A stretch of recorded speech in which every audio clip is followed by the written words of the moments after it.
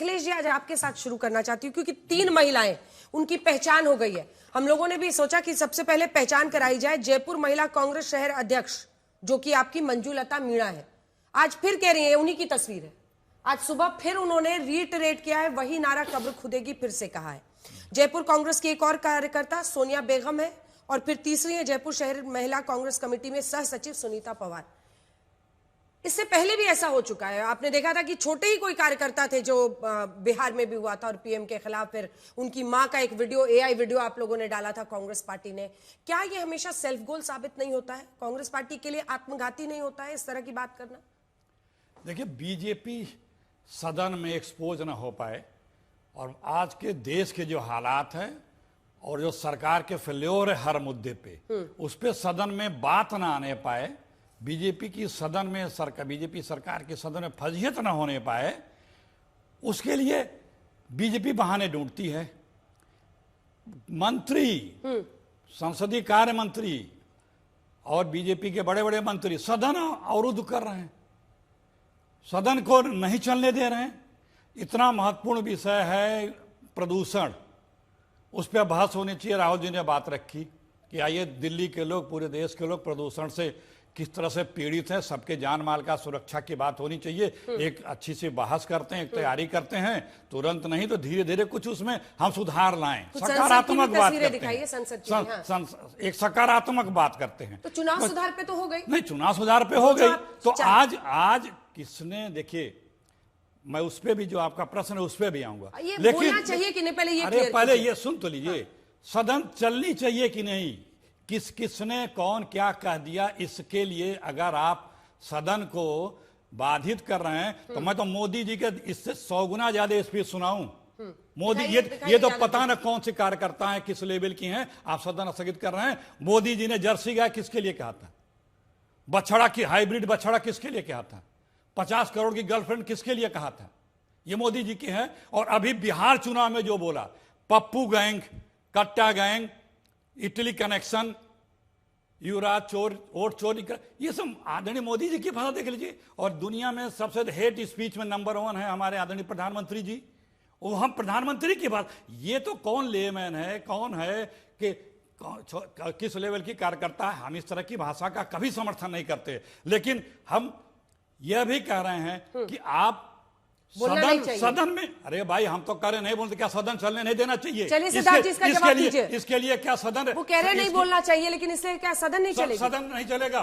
Dollar आज कितने रुपए पे है, क्यों नहीं बात होनी चाहिए? मोदी जी डॉलर के लिए क्या कहते थे, किसकी एक ठीक है, पूरा कर रहे हैं, किसकी इमेज गिर रही है? अब उत्तर देने दीजिए अखिलेश जी, सुन लीजिए। मुझको रुक जाइए। मोदी जी बोलते थे डॉलर नहीं, देश की साख गिर रही है। ठीक है, जवाब दीजिए सिद्धार्थ। आज किसकी साख गिर रही है? प्रदूषण पर नहीं, गिरते रुपए पर नहीं, आप रोजगार, कारोबार पर नहीं, सब चीजों पे आप पार्लियामेंट में बहस करने की जगह है, उस पर करो।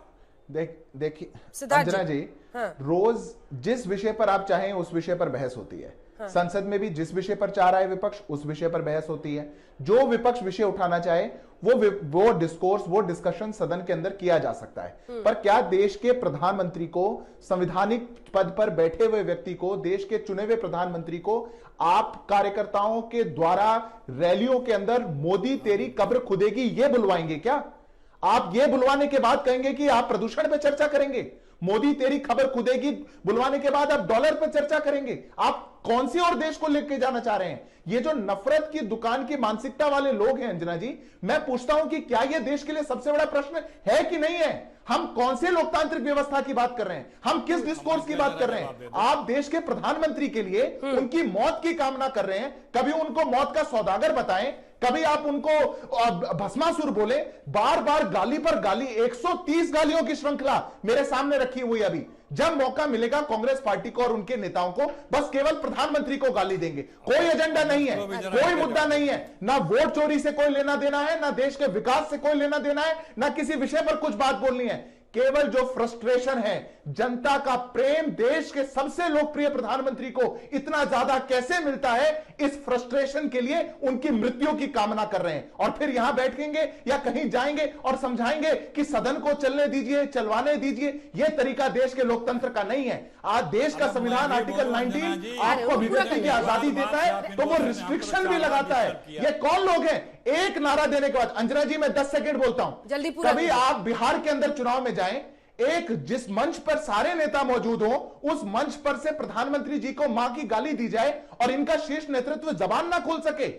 उसके बाद अभी यहां पर जहां जिस रैली में राहुल गांधी मौजूद हैं, जिस अभियान को राहुल गांधी लीड कर रहे हैं, वहां प्रधानमंत्री जी की कबर खोदने की बात की जाए, कोई कांग्रेसी नेता नहीं था, कांग्रेस के नेता ने ही पुलिस को वो वीडियो भेजा और पुलिस को इन्फॉर्म किया कि साथी को पकड़ो। पूरा कर रहा हूं, अफवाह फैलाना बंद करो, आप बहुत वरिष्ठ हैं, सुन लीजिए, अफवाह फैलाना बंद करो। आप बहुत वरिष्ठ हैं, झूठ बोलना सुनने बंद की करो। हिम्मत रखिए। नहीं, झूठ क्यों बोल रहे हो?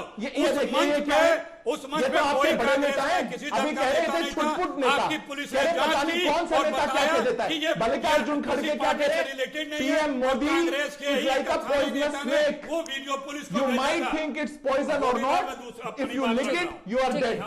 ये आपका फ्रीज बार आपका आउटपुट फ्रीज कर रहा था, वीडियो उनका ठीक कीजिए। अखिलेश जी देखिए, आप जिस तरह से गुस्से में आए ना कि कांग्रेस का कोई कार्यकर्ता वहां नहीं था, आप खुद ही बोलने लगे ना, मतलब आरजेडी वालों ने सवाल नहीं पूछे। हाँ ठीक है, हाँ ठीक है, ठीक है। तो आपको भी लगा ना कि गलत हुआ था अगर प्रधानमंत्री की मां के बारे में ऐसी बातें हो रही? वो झूठ बोलेंगे, गुस्से में आए ना कि वहां नहीं था कोई।